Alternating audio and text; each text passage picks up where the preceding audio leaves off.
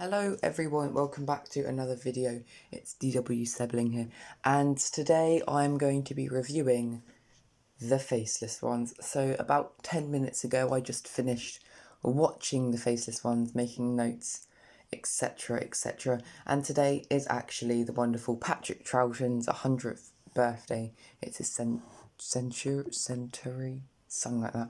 Yep, so a massive happy birthday to Patrick Troughton, even though sadly he is no longer with us. But all in all, happy birthday. So the Faceless Ones. So this actually came out, when did I get it? Just over a week ago. And I did an unboxing of it very recently, and I know I just uploaded. Well, I just uploaded.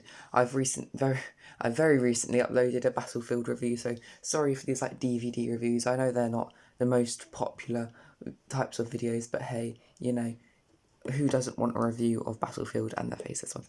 Anyway, what are my initial thoughts on the Faceless Ones? I thought it was an amazing story.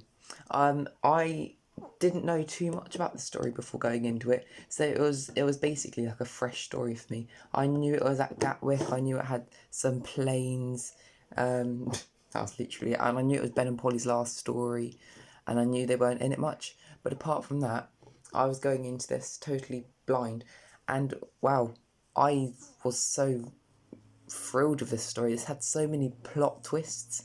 This will be a spoiler review, so if you haven't watched this yet, then actually no, I'm not going to make this a spoiler review because it's been out over a week, and I do want people to listen to my thoughts without, yeah. Anyway, there are plot twists in it that I think are very interesting, and you know, they're very unpredictable, a bit like you know, which is quite rare for Classic Who. And it's a six-parter, so to some people that may put them off, but actually I think it works as a six-parter, and I wouldn't, you know, it doesn't feel like it drags in any parts at all. It just swiftly, and basically the pacing is great. Troughton in this is amazing, definitely one of his strongest points.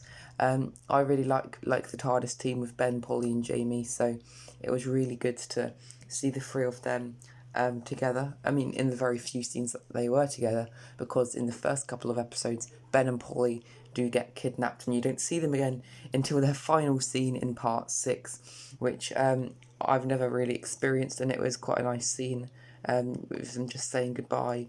And yeah, Ben and Polly are great in this story. I mean, they're two of my favourite companions ever, so I mean, I can't fault them. It's their final story. Although they're not in it much, they're very strong in it. Jamie, again, is great. I know he was a little bit, you know, when Ben and Polly joined, or he did feel a bit pushed to the side, or is it the other way around? No, Ben felt pushed aside when Jamie joined.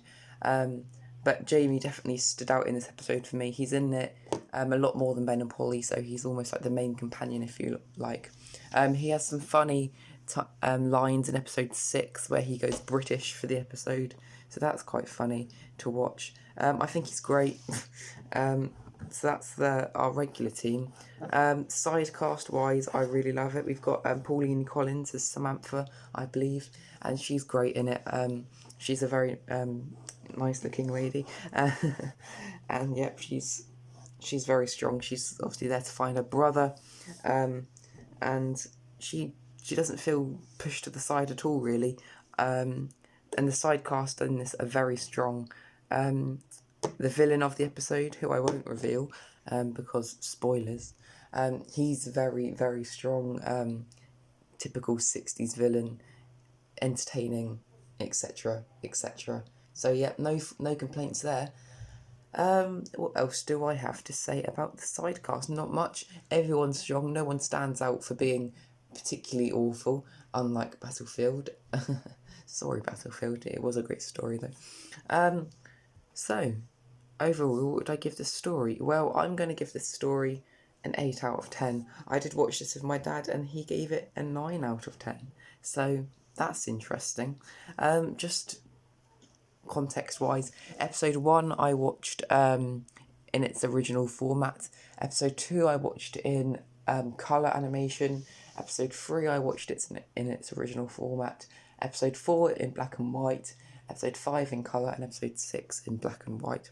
And the animation doesn't take away from the story at all. I think it's great animation, much like the Macra Terror. So yeah, I really enjoyed the Faceless Ones, and please get it. If you're umming and ahhing about it, I would really recommend it, especially if you're a fan of Troughton, because he is amazing in this story. Whew. So, I want to thank you all very, very much for watching. Don't forget to like and subscribe during these very hard times in the world at the moment, because we're all quite bored, sat home in self-isolation, etc. So, give it a like, comment, etc. So, yep, thank you very much for watching, guys, and I will see you in the next video. Videos will be coming out more regularly now because of Corona. So, thanks very much. Yeah, you get it. Bye.